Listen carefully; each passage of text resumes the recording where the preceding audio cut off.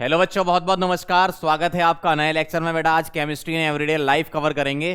थोड़ा सा theoretical chapter है तो काफी सारी थ्योरी पहले से ही लिखी हुई है, तो आपको उसको अच्छे से रीड करना है। मैं आपको समझा देता हूं कुछ चीजें, ठीक है। तो chemistry and everyday life start कर रहे हैं। कहानी यहां से शुरू होती है, ठीक। क्या क्या इस चैप्टर में हमें पढ़ना होता है बेटा? देखो, पहला है केमिकल इन मेडिसिन्स। मेडिसिन्स में क्या क्या केमिकल हम यूज करते हैं, ठीक। दूसरा है केमिकल्स इन फूड। फूड में भी कई सारे केमिकल यूज होते हैं।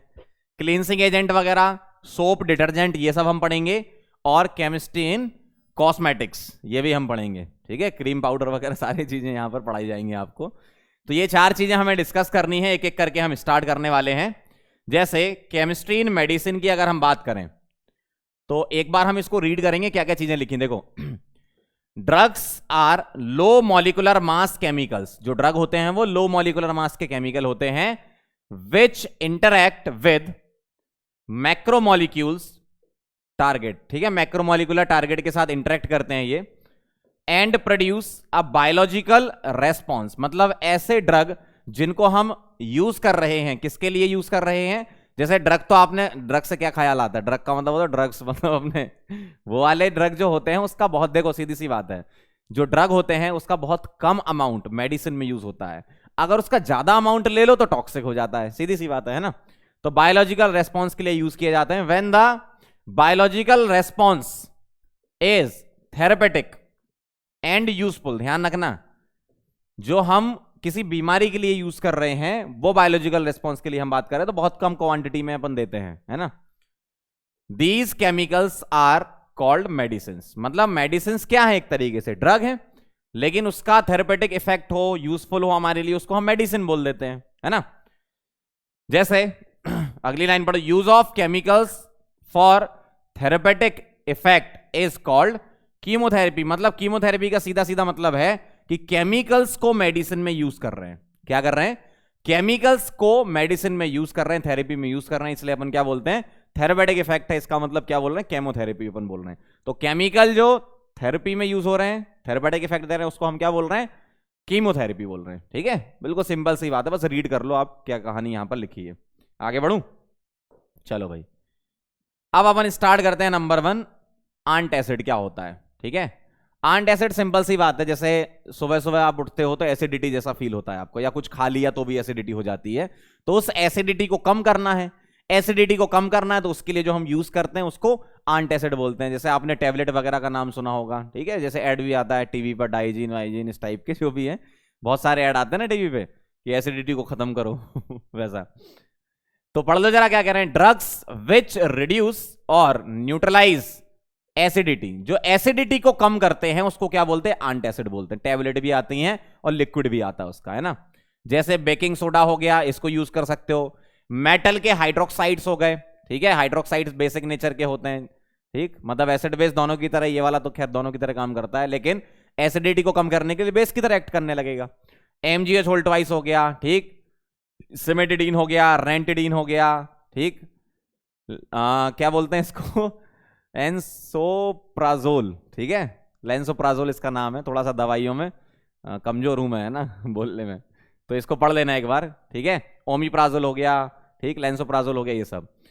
Generally liquid antacid are more effective than tablets. क्यों? क्योंकि लिक्विड वाले क्या करते हैं, उनका सरफेस एरिया ज्यादा होता है, तो वो क्या करते हैं? इंटरेक्ट बहुत अच्छे से करते हैं। इंटरेक्ट बहुत अच्छे से करते हैं, इसका मतलब क्या होता है? ये बहुत ज्यादा इफेक्टिव होते हैं, ठीक, टैबलेट से।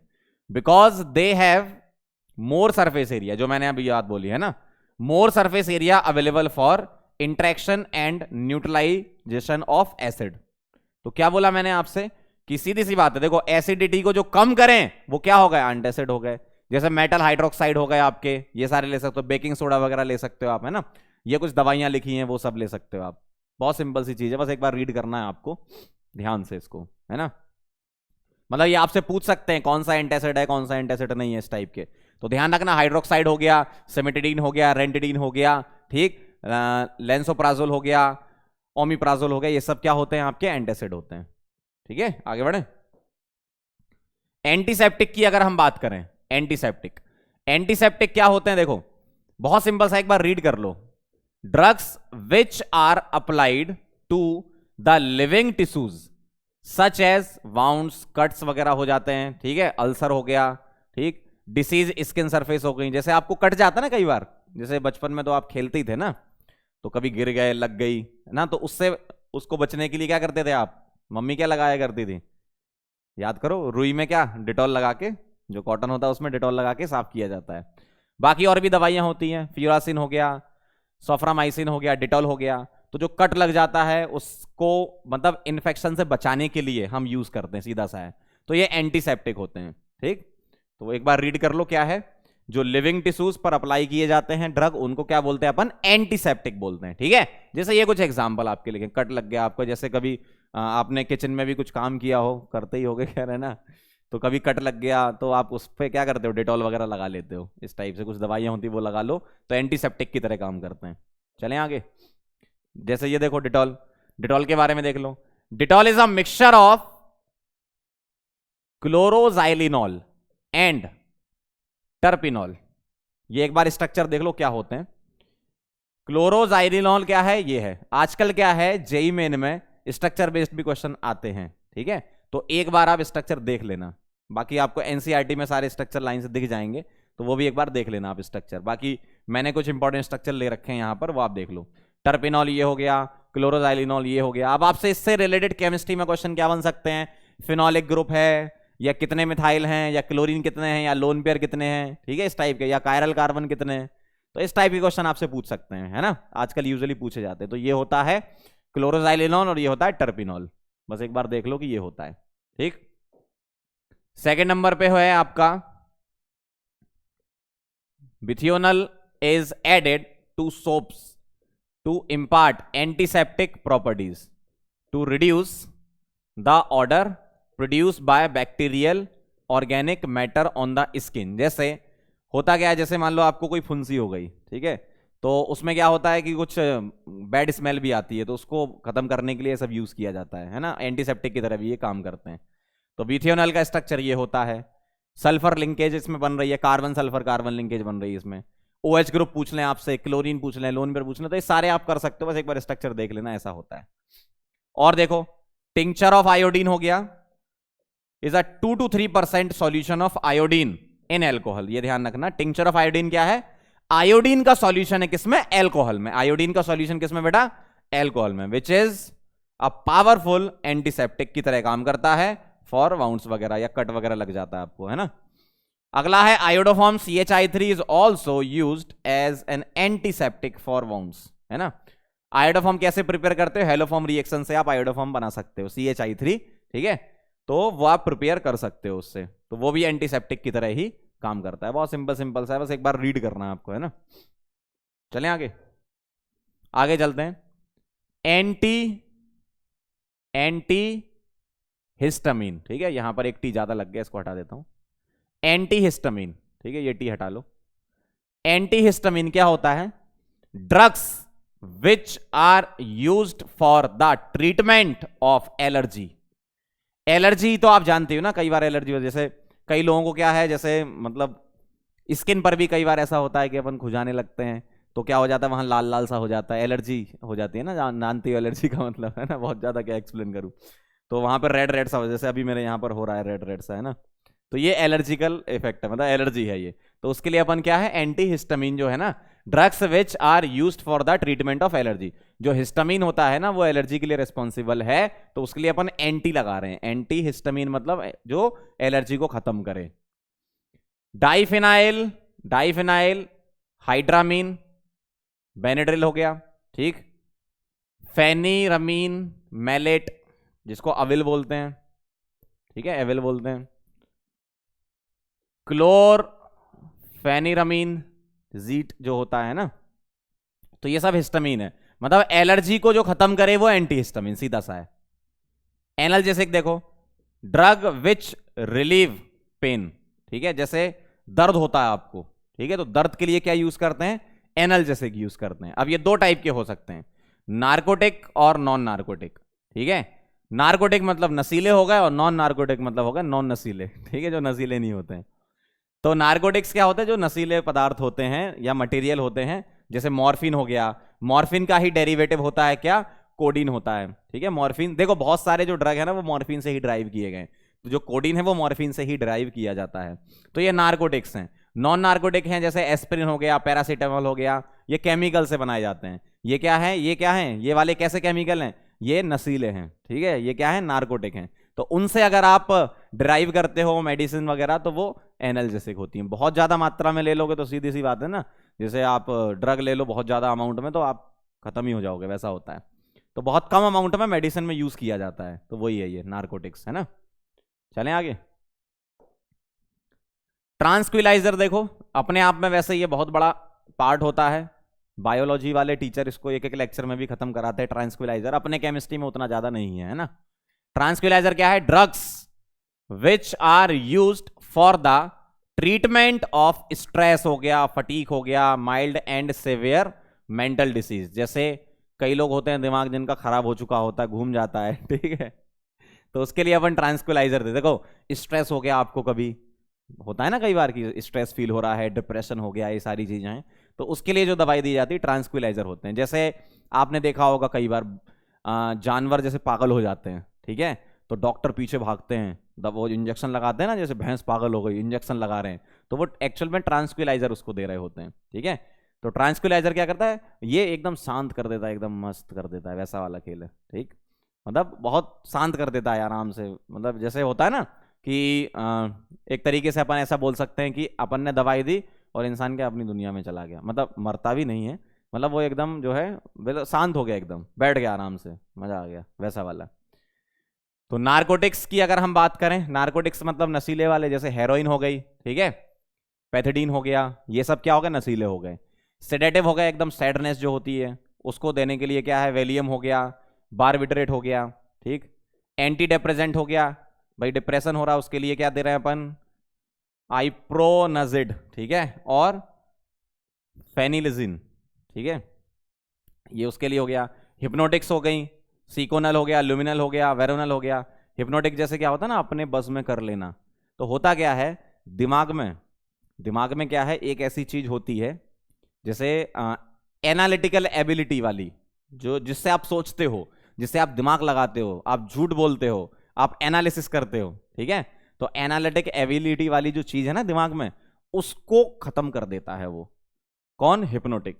तो होता क्या है, जैसी वो चीज आपकी खत्म हो गई, जिससे आप झूठ बोलते हो या जिससे आप कुछ भी मतलब एनालिसिस करते हो कि नहीं ऐसा नहीं ऐसा करना चाहिए, तो वो खत्म हो जाता है ना। तो कई बार क्या होता है ना, जैसे कई कैदी होते हैं, मतलब जो जुर्म करके जाते हैं, जुर्म की दुनिया के बादशाह होते हैं जो, तो उनको हिप्नोटिक दे दिया जाता है, जिससे उनका वो वाली चीज खत्म हो जाती है, और वो वाली चीज उनकी खत्म हो जाती है ना, तो वो फिर सच बोलते हैं। तो यहाँ से डॉक्टर सवाल करता है, वहां से जवाब आता है, और वीडियो रिकॉर्डिंग होती है, अदालत में पेश किया जाता है उनको, है ना, कि देखो ऐसा है। तो हिप्नोटिक जो हो गए वो सीकोनल हो गया, लुमिनल हो गया, वेरोनल हो गया, ये सब।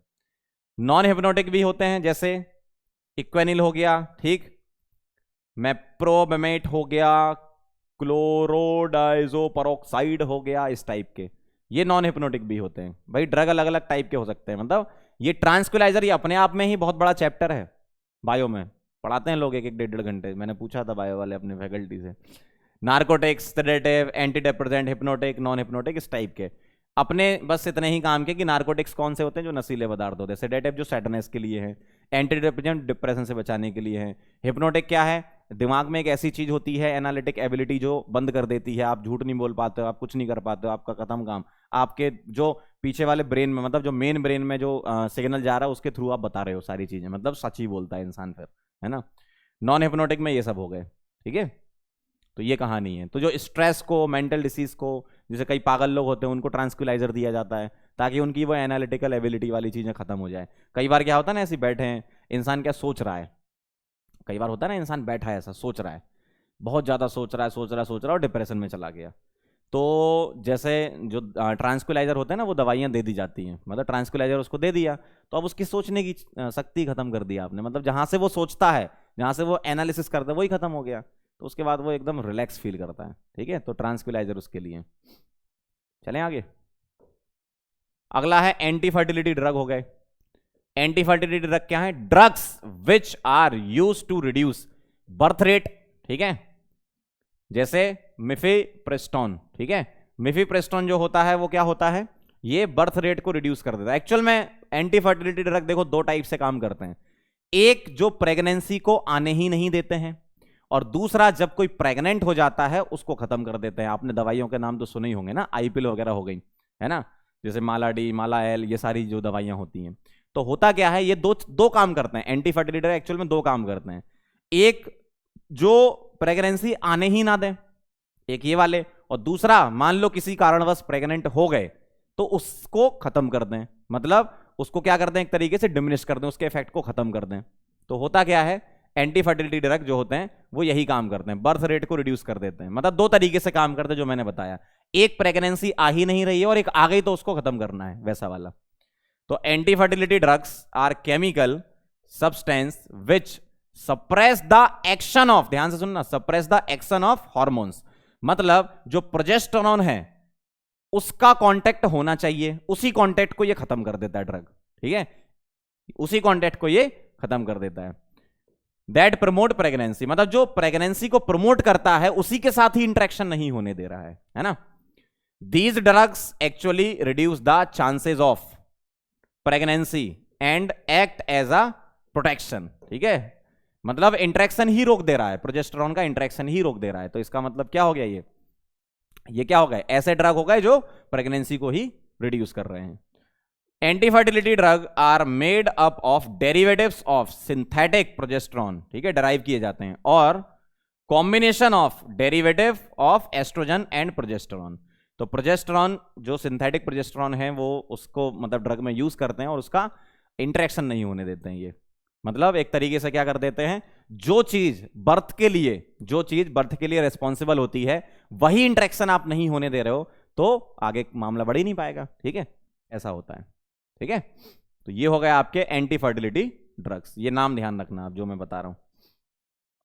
एंटीपायरेटिक देखो, एंटीपायरेटिक क्या है ये तो सबको ही पता है, drugs which are use to bring down the body temperature during high fever. सीधा सा है भाई, आप क्या है, बीमार हो गए, बहुत भयंकर बुखार आ गया, थर्मामीटर लगाया आपने, ठीक, 103 आ रहा है उसमें बहुत सारा, मतलब बुखार बहुत ज्यादा हो गया, तो उसको कम करने के लिए जैसे एस्प्रिन हो गया, ठीक है, फेनेसिटीन हो गया, पैरासीटामोल हो गया, यूजुअल यही दवाइयां दी जाती हैं, एंटीपायरेटिक होती हैं ये फीवर को कम करने के लिए। एंटी माइक्रोबल्स जो होते हैं, drugs which inhibit the action और ग्रोथ ऑफ माइक्रोब्स, जैसे एंटीबायोटिक इसमें आ गया, एंटीसेप्टिक इसमें आ गया, डिसइंफेक्टेंट इसमें आ गया, मतलब ये क्या करते हैं, ये माइक्रोब्स को बढ़ने ही नहीं देते हैं, ठीक है।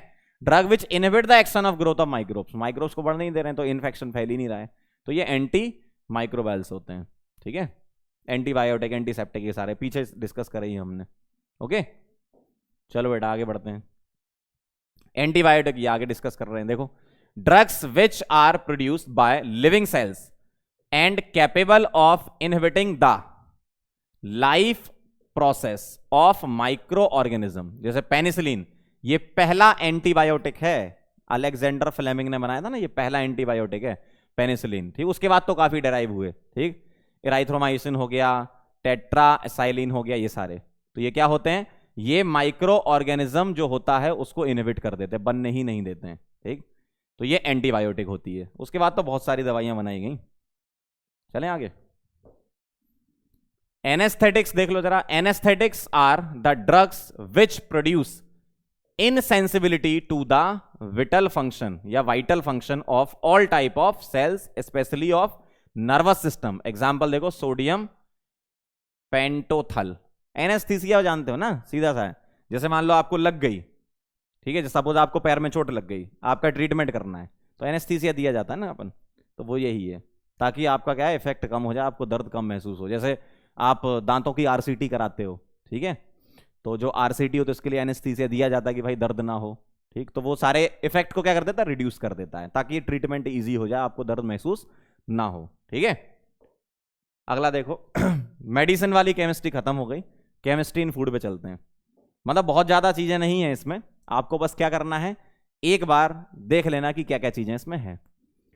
केमिकल्स इन फूड देखो, chemical which are added to food to improve its keeping quality, मतलब भाई आपका खाना आपको बचाना है तो उसके लिए क्या करते हैं अपन, यही डालते हैं, ठीक। Appearance, taste, odour and nutritive, है ना, value are called food additives. आप क्या करते हो, फूड एडिटिव्स डालते हो ना, आपने कभी देखा होगा जो पैक्ड फूड होता है ना, ठीक, उसमें प्रिजर्वेटिव वगैरह अपन यूज करते हैं। तो सीधा सा है, chemical which are added to food to improve its keeping quality, मतलब पहले आप मान लो आपने नहीं मिलाया तो 1 घंटे के में ही खराब हो गया, मिला दो उसमें कुछ केमिकल तो और लंबा चलेगा, सीधा सा है। टेस्ट उसका मेंटेन रखेगा, ऑर्डर मेंटेन रखेगा, ठीक है, न्यूट्रिशन उसमें जो है वो मेंटेन रखेगा। तो ऐसे केमिकल्स अपन क्या बोल रहे हैं, फूड एडिटिव्स। चलो फूड प्रिजर्वेटिव पर चलते हैं।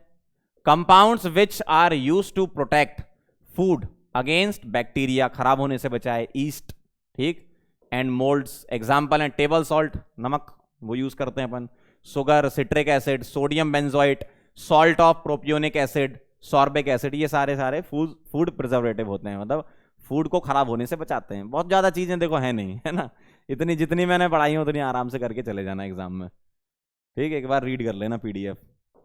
चलो आगे बढ़ते हैं, अगला देखें जरा, आर्टिफिशियल स्वीटनिंग एजेंट, सुक्रोज, ठीक है, टेबल शुगर इसको बोलते हैं, and fructose are the most widely used natural sweetener, ठीक है, but they add to our calorie intake, ठीक है, एंड प्रमोट टूथ डिके। भाई होता है ना कई बार बहुत मीठा खाने से दांतों में डिके होने लगा है, जैसे चॉकलेट जो लोग बहुत ज्यादा खाते हैं उनके दांत ही खराब हो जाते हैं, ठीक है, जैसे मेरे हो गए तो मतलब उसको डिके कर देता है, टूथ को डिके कर देता है, इसलिए बोलते हैं ना कि खाने के बाद ब्रश किया करो भाई साहब, है ना। To avoid these problems people take artificial sweeteners, ठीक है, आर्टिफिशियल स्वीटनर यूज करते हैं। Organic substances which have been synthesised in lab are known to be many times sweeter than cane sugar, ठीक है, such compounds are known as artificial sweetening agent और artificial sweetener. थोड़ी सी definition मुझे गलत सी लग रही है। Organic substance which have been synthesised in the lab are known as artificial sweetening agent, ठीक है। हाँ मतलब सही है, डेफिनेशन में भी थोड़ा सा एडिट कर सकते हो, खैर चलो इन्होंने यहां लिखा फिर उसके बाद कंपाउंड लिख दिया, ठीक है, फिर से पढ़ लो। Organic substances which have been synthesised in lab are known to be many times sweeter than cane sugar, जो अपनी केन शुगर है ना, सुक्रोज, उससे बहुत ज्यादा स्वीट होते हैं आर्टिफिशियल स्वीटनर, ना। Such compound are known as artificial sweetener sweetening agent, एक बार रीड कर लो, सही लिखा है ना। चलें, some important artificial sweeteners are given below. देखो सैकरिन हो गया, नाम तो सुना होगा आपने, सैकरिन, है ना। ऑर्थो, ओ मतलब ऑर्थो सल्फो बेंजिमिडीन, ठीक है, बेंजिमिडीन, ये सॉरी बेंजिमिडीन क्या बोल रहा हूं, orthosulpho benzimide, discovered by John Hopkins in 1879, university of UC में थे ये होता है, ठीक है। Sodium salt of saccharin soluble in water, ठीक है, ये तो सैकरिन हो गया, इसका सोडियम सॉल्ट ये हो गया, ठीक है, ये वाटर सॉल्युबल होता है। It is most popular artificial sweetener, it is 550 times, कितना, 550 times as sweet as cane sugar, cane sugar से 550 टाइम्स स्वीट होता है ये। Since it is insoluble in water so it is sold in the market acid soluble or calcium salt, ठीक है, calcium salt के form में ये रहता है। It is insoluble in water insoluble होता है ये, ठीक। सोडियम सॉल्ट इसका सॉल्युबल होता है। It is non biodegradable so excreted from the body, non biodegradable है ना, इन यूरिन, वहां से निकल जाता है, अनचेंज, मतलब यूरिन से अनचेंज है, मतलब कोई फर्क नहीं पड़ रहा। Its use is of great value for diabetic person and people who need to control intake of calories, ठीक है। तो ये कहानी है, एक बार रीड कर लो। देखो मैं सही बता रहा हूं, थ्योरेटिकल चैप्टर है, बहुत ज्यादा समझाने के लिए नहीं है, बस थ्योरी, इसलिए मैंने एनसीईआरटी से रिलेटेड पॉइंट वगैरह सारे डाल रखे हैं, तो आपको एक बार इसको रीड करना है ना, बहुत ज्यादा मुझसे भी उम्मीदें मत करना, जो जहां जहां चीजें समझाने की थोड़ी बहुत वहां मैं समझा सकता हूं, बाकी ये तो थ्योरेटिकल चीजें हैं, ठीक है। चलो आगे बढ़ते हैं, एस्पार्टेम पे चलते हैं।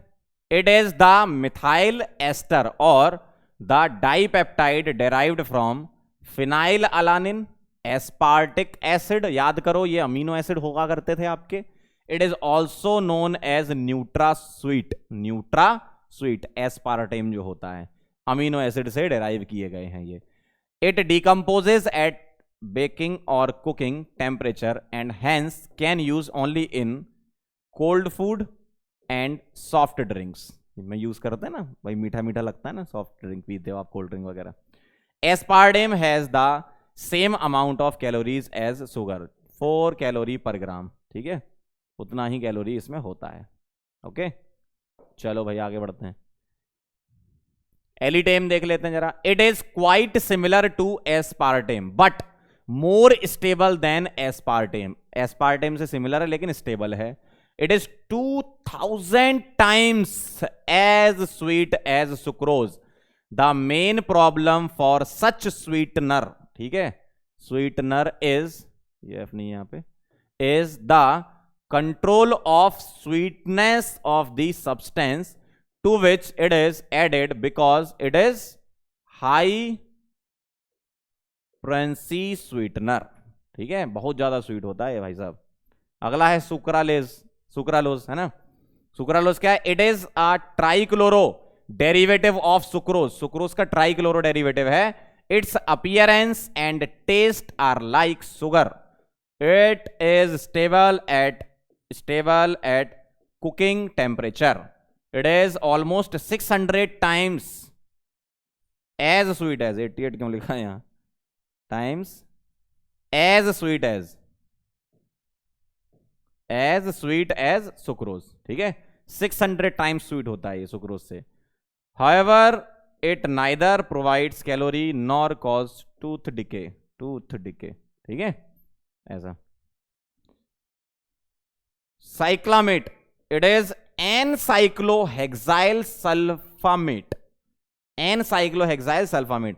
It is only 20 times sweeter than cane sugar, ठीक, ऐसा दिखता है ये साइक्लामेट, ठीक है, ऐसा दिखता है। स्ट्रक्चर देख लेना एक बार। अगला है एंटीऑक्सीडेंट। एंटीऑक्सीडेंट क्या है? Compounds which are used to prevent oxidation of fats in processed food such as potato chips. याद करो, आते हैं ना पैकेट, बहुत खाते तुम लोग, बिस्किट हो गए, ब्रेकफास्ट सेरेल हो गए, क्रैकर्स ईटीसी, ठीक है। ब्यूटाइलेटेड हाइड्रोक्सी एनिसोल, BHA बोलते हैं, butylated hydroxy anisole and butylated hydroxy toluene, ठीक है, BHT जिसको बोलते हैं। तो BHA और BHT, ठीक है, ऐसे याद रख सकते हो इनको, ये एंटीऑक्सीडेंट होते हैं। ऑक्सीडेशन को ये रोकते हैं, सीधी सी बात है, फैट के ऑक्सीडेशन को रोकते हैं। एंटी का मतलब अपोजिट होता है यार, सीधी सी बात है ना। चलो आगे बढ़ते हैं। अब चलते हैं बेटा केमिस्ट्री किसमें, सोप में चलते हैं। कहां कहां तक हमने पढ़ लिया है, मतलब आपको अच्छे से इसको रीड करना, जितनी थ्योरी मैंने आपको प्रोवाइड करी है। जैसे केमिस्ट्री इन मेडिसिन हो गया, फूड हो गया, क्लींसिंग एजेंट और कॉस्मेटिक और देख लेते हैं बस, है ना, काम हो जाएगा आपका। और एक काम बस और कर लेना, मैं इसमें स्ट्रक्चर डालना भूल गया हूं, है ना। जैसे आपके डिटॉल के तो मैंने डाल दिए हैं, ठीक, एक दो स्ट्रक्चर और मैंने डाल दिए हैं। कुछ स्ट्रक्चर हैं जैसे पेनिसिलिन वगैरह, एक बार देख लेना इनको एनसीईआरटी से, इतना काम कर लेना आप। क्या बोला मैंने, इतना तो कर लेना। जितने भी केमिस्ट्री इन एवरीडे लाइफ में स्ट्रक्चर है ना, वो देख लेना एक बार कि क्या क्या स्ट्रक्चर है, क्योंकि पिछले कुछ सालों से कायरल कार्बन का क्वेश्चन आने लगा, तो एक बार आप देख लेना स्ट्रक्चर की किसमें कितने कायरल कार्बन है, ठीक है। वैसे मैंने आइसोमेरिज्म में आपको कवर करा रखा है, ऐसा नहीं कि मैंने नहीं कराया। आइसोमेरिज्म में मैंने कायरल कार्बन वाला कवर करा रखा है, पेनिसिलिन और मॉर्फिन वगैरह सारे बता रखे हैं। लेकिन एक बार आप भूल चुके होगे, अगर रिवाइज याद है तो देखो अच्छी बात है, फिर देखने की जरूरत नहीं है ना। अगर आपको पता है कि भाई ये स्ट्रक्चर ऐसा, ये स्ट्रक्चर ऐसा होता है, तो कोई दिक्कत नहीं। आइसोमेरिज्म में मैंने बताया है कायरल कार्बन जहां पढ़ाया है, ठीक है। लेकिन अगर आप अभी फिर से एक बार, क्योंकि चैप्टर पढ़ ही रहे हो, तो एक बार स्ट्रक्चर देख लेना किसमें कितने कितने कायरल कार्बन है, ठीक है। चलें आगे। हाँ कहां थे, क्लींसिंग एजेंट चलते हैं। केमिस्ट्री इन सोप में आ गया अपन, ठीक, ध्यान से देखना जरा। क्लींसिंग एजेंट में चलना है। The word detergent means cleansing agent, ठीक है, जैसे डिटर्जेंट सोप वगैरह होगा ये सब। Actually detergents word is derived from Latin word detergere, ठीक है, means to wipe off. Cleansing agents are the substance which remove dirt and have cleansing action in water. सीधी सी बात है ना, कपड़े धोना है आपको यार, सीधा सा डिटर्जेंट यूज करते हो ना, और क्या चाहिए। These are also called surfactants, ठीक है। Detergents can be classified into two types, soapy detergent or soaps, and non soapy detergents or soapless soap, ठीक है। एक सोपी और एक सोपलेस सोप, ऐसा होता है। तो सीधी सी कहानी है कि ऐसे केमिकल जिनका यूज आप कपड़े धोने में करते हो, उसको अपन नाम तो सुनी होंगे आपने, कितने पाउडर आते हैं मार्केट में, है ना। तो ये हो गया आपका कहानी, रीड कर लो बस एक बार। अब देखो जरा सोप्स के बारे में पढ़ लेते हैं। दे आर द सोडियम और potassium salt of saturated and unsaturated long chain carboxylic acid containing 12 to 18 carbon atoms, जिसको अपन फैटी एसिड बोलते हैं। जैसे एग्जांपल में सॉल्ट ऑफ दिस, ठीक, पैमेटिक एसिड इसको बोलते हैं, सॉल्ट ऑफ दिस, है ना। इसका सॉल्ट, इसको क्या बोलते हैं, स्टेरिक एसिड, ठीक है। इसको क्या बोलते हैं, ओलिक एसिड। इसको क्या बोलते हैं, लिनोलिक एसिड, ठीक है, लिनओलिक एसिड। तो ये सब क्या होते हैं, ये इसमें प्रेजेंट होते हैं सोप में, ठीक। सोप में ये प्रेजेंट होते हैं, मतलब फैटी एसिड होते हैं एक तरीके से समझ लो, ठीक है। आगे बढ़े। अब टाइप ऑफ सोप क्या क्या हो सकते हैं। Different kind of soaps are made by using different raw material, अलग अलग मटेरियल से बना। जैसे अलग अलग टाइप के सोप आते हैं ना भाई, एक अलग, एक सुंदरता के लिए सोप आ रहा है, एक किसी और चीज के लिए, एक हाथ धोने के लिए सोप आ रहा है ना, ऐसा। तो टॉयलेट सोप के बारे में बात करें, these are prepared by using better grade of fat और oil and care is taken to remove excess alkali. Colour and perfumes are added to make these more attractive. जो सोप होते हैं ना, बढ़िया खुशबू आती है, मजा आ गया हाथ धो के एकदम वैसा। फ्लोटिंग सोप देखो, these can be prepared by beating tiny bubbles into the product before it hardens, ठीक है। ये फ्लोटिंग सोप हो गए। ट्रांसपेरेंट सोप क्या है, these are made by dissolving the ethanol and then evaporating the excess solvent. जो भी access solvent होता है उसको इवेपोरेट कर दो, इथेनॉल में डिसॉल्व कर दो, तो ट्रांसपेरेंट सोप बढ़िया दिख रहे हैं, मस्त आर पार दिखते हैं ना। मेडिकेटेड सोप, ये सारी चीजें पता है आपको, है ना, सोप कैसे कैसे होते हैं, बस एक बार मैं रीड करा रहा हूं आपको। मेडिकेटेड सोप क्या है, medicated soaps are prepared by some antiseptic like Dettol हो गया, ठीक है, और बिथियोनल हो गया। कुछ ऐसे भी होते हैं, कुछ ऐसे सोप भी होते हैं जो आपको मतलब एक तरीके से अच्छा कर देते हैं आपकी बॉडी को, जो बैक्टीरिया वैक्टीरिया वो हटा देते हैं, ठीक है। नाम तो सुना ही होगा आपने, डिटॉल। शेविंग सोप हो गए, शेविंग क्या होगा, these contain glycerol to prevent drying, ठीक है। A gum called rosin is added while making them, it forms sodium rosinate which lather well, ठीक है। झाग बनाया था, शेविंग वगैरह करते हैं ना बढ़िया तरीके से, एकदम मस्त, क्या कर देता, झाग बनाया था, बढ़िया मजा आ जाता है वैसा, ठीक है। और क्या चाहिए भाई रीड करो, रीड करो, और क्या। डिसएडवांटेजेस क्या है देखो, disadvantages of soap, soap is good cleansing agent, ठीक है, and is 100% biodegradable micro organism present in sewage water can completely oxidise soap to CO2, क्योंकि उसमें कार्बन है सोप में, वो CO2 में ऑक्सीडाइज हो जाएगा। As a result it does not create any pollution problem, ठीक है, मतलब वो घुल जाता है ना, क्या चाहिए आपको। However, soaps have two disadvantages. Soaps cannot be used in hard water. अब देखो ये हार्डनेस ऑफ वाटर वाला टॉपिक मैंने पढ़ाया था ना, वैसे ही। Since calcium, magnesium ions present in hard water produce curdy precipitate, calcium carbonate और मैग्नीशियम हाइड्रोक्साइड का, of calcium and magnesium soap. जैसे देखो इसकी रिएक्शन हो रही है CaCl2 के साथ, तो ये बन रहा है इनसॉल्युबल, ठीक है, और इसकी रिएक्शन MgSO4 के साथ बन रही, तो ये इनसॉल्युबल बन रहा। मतलब एक्चुअल में कैल्शियम आयन और मैग्नीशियम आयन, ऐसे ध्यान रखो, CaCO3 MgO छोटा, मत याद रखो, Ca2+ और Mg2+ आयंस की वजह से हार्डनेस होती है, ठीक है। तो ये insoluble होते हैं. These insoluble soaps separate as scum in water and causes hindrance to washing because the precipitate adheres on to the fiber of the cloth. कपड़े पर स्टिक हो जाता है. ठीक है. As gummy mass, thus a lot of soap is wasted if water is hard. सीधी सी बात है. देखो बहुत सिंपल सी कहानी है, ये सब तो थ्योरी पढ़ लेना. आप क्या कर रहे हो, कपड़े पे साबुन लगा रहे हो. कपड़े पे आप साबुन लगाते हो, कितनी देर तक साबुन लगाते हो, या आपको कैसे पता? आप जैसे आपको मम्मी बोलती है ना कि जा अपनी टी शर्ट खुद ही धो लेना. ठीक है, तो आप टी शर्ट धोते हो, साबुन लगाया, थोड़ी देर लगाया, एकदम ऐसा लगता मतलब झाग सा बन गया, उसके बाद फिर ब्रश रगड़ते हो, वही करते हो ना. तो एक्चुअल में आप कर क्या रहे होते हो, उस कपड़े पर जो भी गंदगी है उसमें सोप लगाकर आप मिसेल का फॉर्मेशन कर रहे होते हो. ठीक है, मिसेल बनना एक अच्छी बात है. अगर मिसेल जल्दी बन जाती है तो कम सोप यूज हुआ, मतलब सोप अच्छा है. जितना जल्दी मिसेल बनेंगी उतना जल्दी आप पानी डाल दोगे तो मिसेल पानी के साथ बाहर हो जाती हैं. ऐसा होता है ना. ठीक, तो यही कहानी है, एक बार रीड करना आपको, है ना. आगे बढ़ते हैं. सोपलेस सोप, सिंथेटिक डिटर्जेंट इनको बोलते हैं.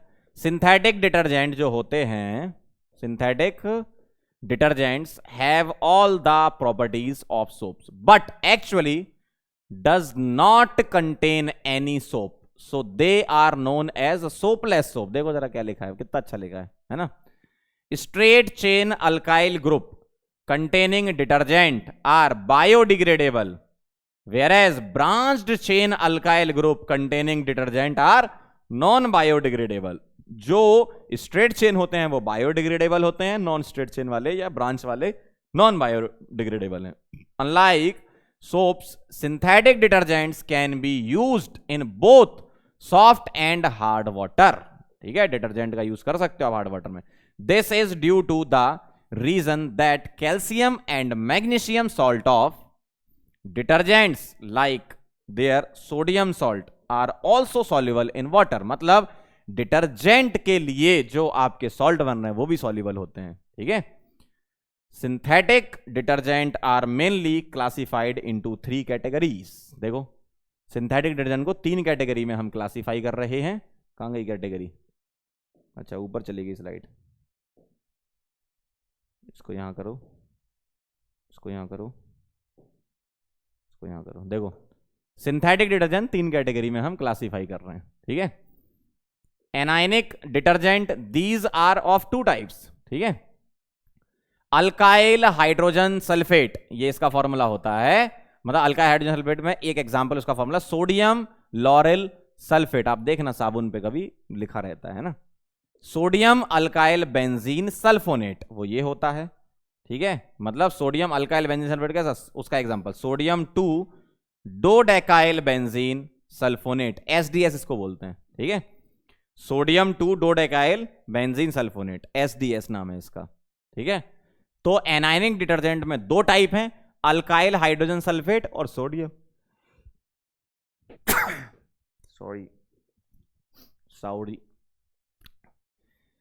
सोडियम अल्काइल बेंजीन सल्फोनेट और अल्काइल हाइड्रोजन सल्फेट, ये होते हैं. बस एक बार स्ट्रक्चर इनके देख लो, लॉरेल सल्फेट कैसा है और सोडियम 2 डोडेकाइल बेंजीन सल्फोनेट कैसा है. ये एनायनिक हो गए. एनायनिक कैसे, देखो यहां क्या है, नेगेटिव चार्ज है ना, तो ये एनायनिक हो गए. ठीक. कैटायनिक क्या होंगे, कैटायनिक में क्या होगा, अमीन्स जैसे डेरिवेटिव आपको दिखेंगे. ठीक है. Trimethyl stearyl ammonium bromide, cetyl trimethyl ammonium chloride. देखो ये कैटायनिक आ गए, यहां पर चार्ज देखो इस जगह, मतलब अमीन्स के डेरिवेटिव, क्वाटरनरी अमीन्स याद रखो आप तो सीधा, है ना. तो ये कैटायनिक डिटर्जेंट है. नॉन आयनिक डिटर्जेंट क्या है, जिसमें SO3- और N+. देखो SO3- हो गया एनायनिक, N+ हो गया कैटायनिक, उसके अलावा जो आ जाए वो नॉन आयनिक हो गए. जैसे लॉरेल एल्कोहल इथॉक्सिलेट, ये हो गया. ठीक. पॉली इथाइलिन, ठीक है, इथाइल बोले इथाइलिन बोल सकते हो, पॉली इथाइलिन ग्लाइकोल स्टेरेट, ये हो गया. एक बार देख लो किसमें क्या है ना. तो ये नॉन आयनिक है, मतलब SO3- और N+. SO3- हो गया एनायनिक, N+ हो गया कैटायनिक और उसके अलावा न्यूट्रल हो गया. सीधी सी कहानी. ठीक है. चलो आगे बढ़ते हैं. Advantages of synthetic detergent over soap, hard water में भी ये हो जाते हैं, है ना। These can be used both in soft and hard water, whereas ordinary soap can not be used in hard water. क्यों? स्कम बनाता है, ठीक है। मतलब एक तरीके से बोलो आप कि जो सोप होते हैं, वो जो सॉल्ट बनता है ना कैल्शियम का, वो इनसॉल्युबल होता है, बाकी डिटर्जेंट में सॉल्युबल होता है वो। The aqueous solution of detergent are neutral and hence can be used for washing all type of fabric without any damage, ठीक है। कपड़े बच जाते हैं, बड़ी अच्छे तरीके से सफाई होती है। देखो साबुन आप लगाओगे तो कपड़े खराब हो सकते हैं, इसलिए डिटर्जेंट बढ़िया मस्त डालो वॉशिंग मशीन में, मजा आ जाता है एकदम, कपड़े खिले खिले नजर आते हैं, है ना, ठीक है। The solution of ordinary soap is alkaline and this can not be use to wash delicate fabric, ठीक है। जैसे कई बार कपड़े जल्दी खराब हो जाते हैं, आप बोलते हो कपड़ा ही खराब है, आपने साबुन गलत इस्तेमाल किया है ना। These can be used even in acidic medium as they are salt of strong acids, ठीक है, and are not decomposed in acidic medium, whereas soap are decomposed in carboxylic acid in acidic medium. soap decompose हो जाते हैं, detergent decompose नहीं होते हैं, ठीक है। तो ये 3 पॉइंट आप ध्यान रखो, ये पहला, ये दूसरा और ये तीसरा, रीड करना है अच्छे से, बस इतना ध्यान रखो। चलें आगे। आगे देखो जरा, क्लींसिंग, सरफेस केमिस्ट्री में पढ़ते हो ये आप, है ना। Cleansing action of soap and detergent, देखो जरा। द ऑर्गेनिक पार्ट, ध्यान से देखना, the organic part of a natural soap, polar molecule जिसको बोल रहे हैं, इज नेगेटिवली चार्ज्ड, ठीक है। जैसे साबुन है आपका, सोडियम स्टीरेट आपने मान लिया, बहुत लंबी हाइड्रोकार्बन की चेन होती है और एंड में CO नेगेटिव होता है। तो बहुत लंबी जो हाइड्रोकार्बन की चेन है वो है हाइड्रोफोबिक नेचर की, और जो CO नेगेटिव है वो है हाइड्रोफिलिक नेचर का, ठीक है, लाइक डिजोल लाइक से। तो the organic part of natural soap, polar molecule जो होता है, is negatively charge. It's hydrophilic water loving carboxylate group CO negative interact with water molecule via ion dipole interaction and hydrogen bonding, ठीक है, bonding नहीं bonding, hydrogen bonding, ठीक है।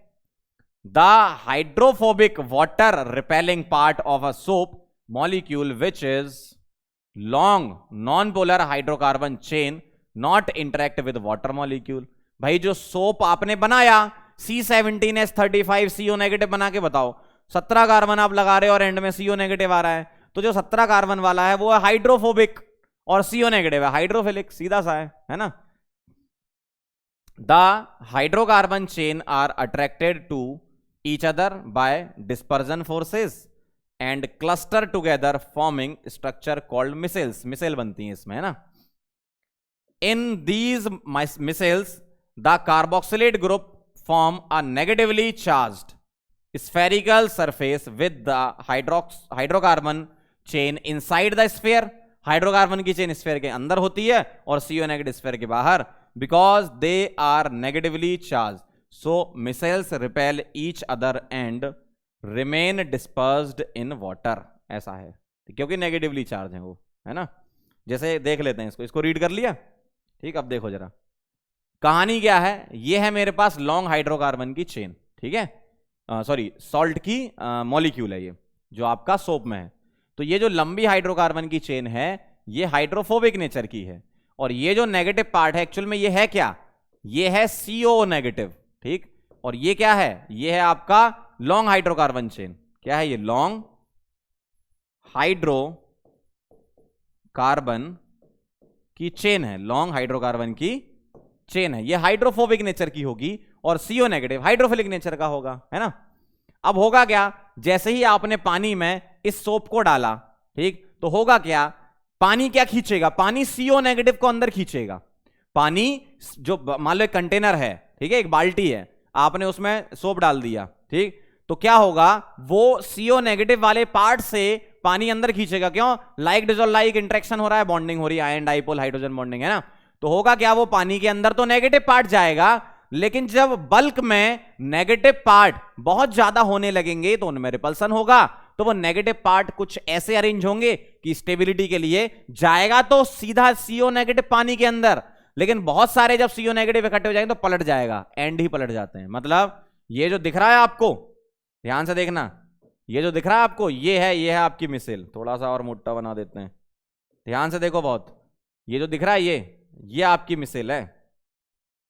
तो हुआ क्या, ये एक स्फेरिकल वे में अरेंज हो जाते हैं, जिसमें CO नेगेटिव कहां पर पॉइंट होता है, सरफेस की तरफ पॉइंट होता है, और अंदर की तरफ हाइड्रोकार्बन की चेन होती है, और जो भी आपकी गंदगी या डर्ट वगैरह है वो ये ट्रैप कर लेता है।